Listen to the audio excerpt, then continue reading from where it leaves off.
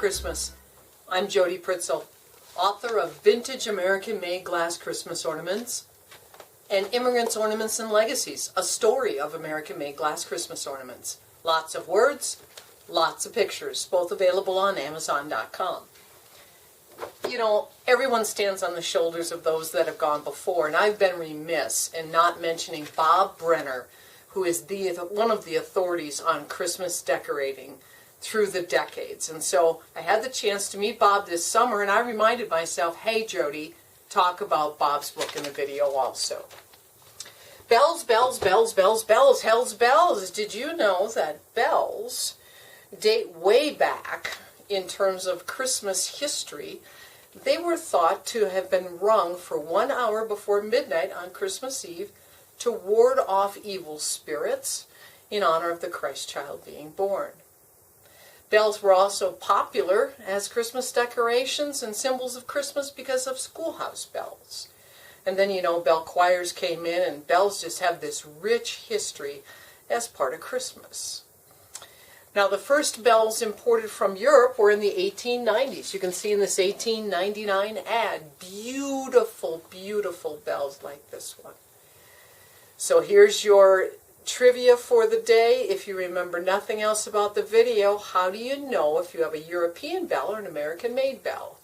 If it rings, it's not American-made. Inside, as you can see in this close-up picture, there's a tiny little hand-blown glass bead attached to a wire. But American-made vintage bells never had a clapper. So if it rings, it's just pretty and European. You can still collect them.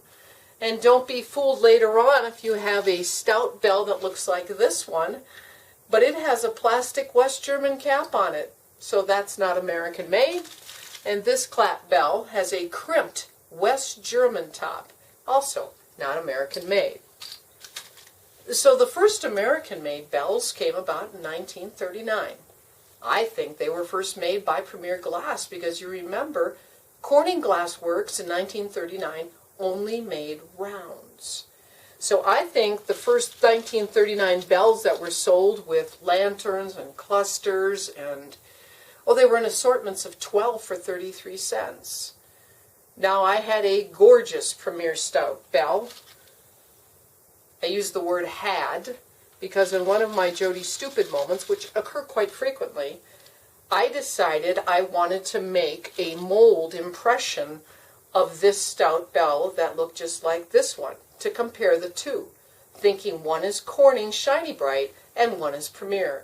Note to self, never take an ornament and try to press it, because when it goes and it slices your thumb open and there's blood, that's the end of your Premier bell. Now, let's make lemonade out of lemons. By breaking that bell, I was able to then take the bottom of the Premier bell, and it fits exactly on the Corning bell. Exactly. The sides fit exactly on the Corning bell. What doesn't fit on the Corning Shiny Brite bell is the top.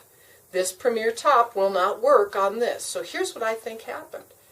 I think the mold maker made two identical stout bell molds, one for Premier Glass and one for Corning. But they are so identical, the only way you're going to know is from the top. Premier bells, by the way, were very fancy too. They had two stripes.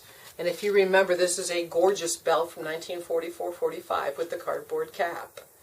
Later on, Premier would go on to sell this bell with the pink band. And this one that you might recognize in blue and gold assortments. And there's also, you'll see a red and green assortment that Premier made. So those are some of the Premier bells.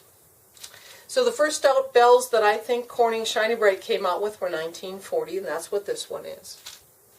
This gorgeous bell from 1941 is what we call a two-stripe bell. You can see the two stripes.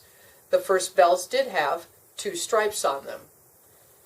Later on, there would be a five-stripe bell.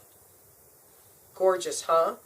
This is called a clap bell, and this is another variety of the clap bell.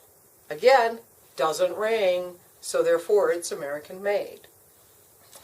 By the time that the early 1950s came around, approximately about 1952, you have the three-stripe bell.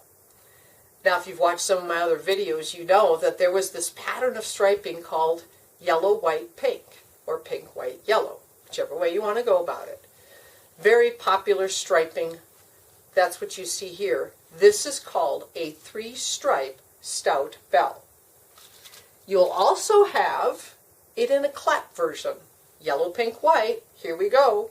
Just changed up the colors a little bit, you see? But this clap bell was made also by Corning and Shiny Brites and decorated. Another popular bell that came around in the early 1950s, probably about 1954-ish, is called the silver lacquered band belt.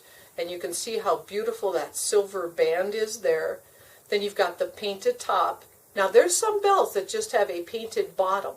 So there's all these different varieties of bells that you can acquire. And I think the quest for how many varieties of bells can I own, I've got a few. Later on, you had the frosted snowcap bell. Is that a gorgeous, gorgeous bell? And then you had the crystal bell, also another absolutely gorgeous bell. So those are your later bells. Remember, you've got also your transparents. Those are going to be your earlier bells. You'll find in many of the red medallion packaged boxes by Shiny Brite these bells. Gorgeous bell. I think that's a super bell. One of the things I like about bells is really looking close at them and understanding how they were made. I decided I wanted one of those modern bells, now the really modern ones, you know, the mod colors. They come in yellow, purple, pink. Well, I wanted to get one of those for the video, so I scrounged around on eBay and found one, but that's not what I got. Everybody gets fooled, don't we know that? I thought I was getting this fantastic pink bell. It didn't look close enough at the pictures, but what I ended up getting was this made in US of A bell. How gorgeous is that? Probably about 1946, because remember after the war they were still using that made in US of A cap for a while.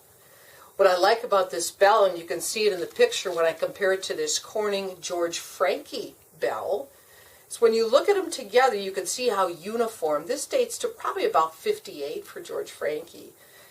This one, though, when you look at the picture, you can see that the stripes are not uniform. And you know why that is?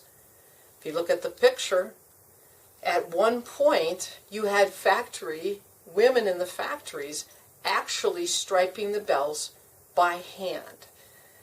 I think that's a shout out to everyone that has ever made a Christmas ornament that we can decorate our trees with today. I mean, think about it. How much work went into creating these? The Wellsboro factory workers had to blow them. Someone had to decorate them, put the caps on them, maybe put some tinsel in them. If you're lucky, you can find bells with tinsel in them, and I'm still on the quest. You know, you never end up with everything you want, do you? You've always got to have that quest. Hey, we have something super cool coming up, and I want to invite everyone to be a YouTube subscriber and join our Christmas club of vintage ornament collectors. A family member had this in their attic, and they were gracious enough to give it to me. How cool is that? But subscribe to the YouTube channel because we've got something really, I'm excited about it. I really am. Thanks for watching my videos and buying my books. Merry Christmas.